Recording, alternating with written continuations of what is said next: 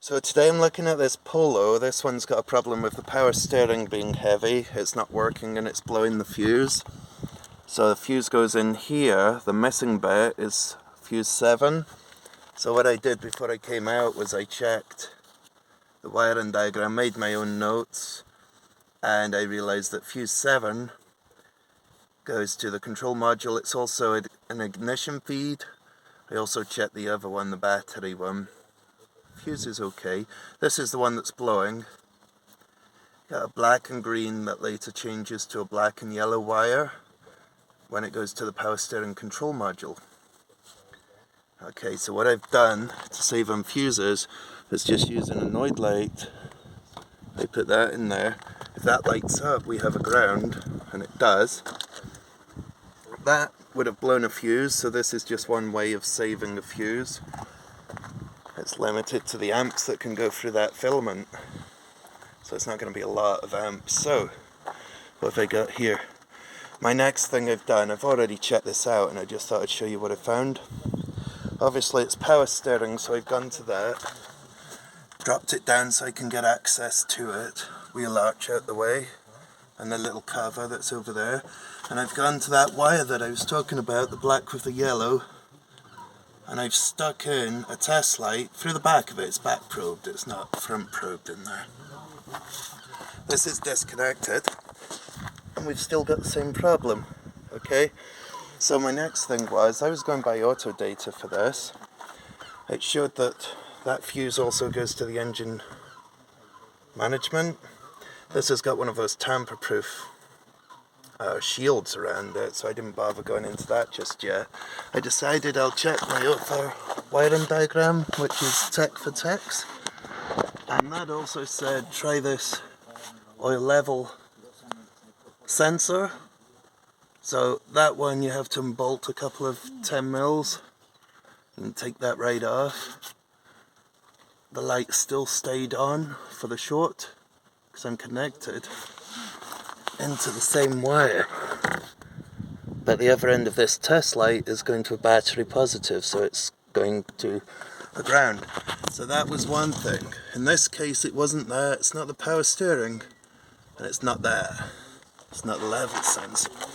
The other thing that I can shuffle myself, I'll get a light, see right up there, that,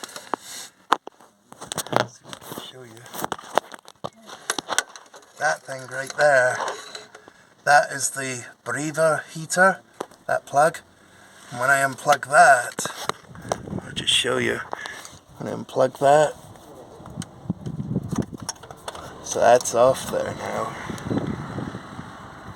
And the light's out. It's dimmer than it was, so I'll go to the bulb.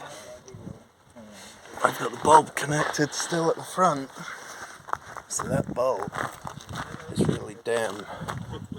It's not like it was before, you see. Put the ignition on now and it's not lighting, so we found the one that was shorted out. Now, if I take that out, it's totally out now. You see that red light? I'll come down here. That's totally out now. That little glow we saw on that Noid light bulb that I'm using as a fuse to save buying loads of fuses. That was why that was dimly lit. I don't know whether it looked dimmer on here on the camera, but it was noticeably dimmer. So we found when I disconnected that, not that one. But on yours it could be that, it could be any of these, so that was the point. It was just showing you some wiring diagrams don't have everything, so you need more than one. And the other thing is a method of checking it. 3 things on the same circuit, and in this case it was the breather that's up at the back, the crankshaft breather heater. It labelled it as on tech for tech. Now I've just plugged that lot back in, all the 3 plugs in there. And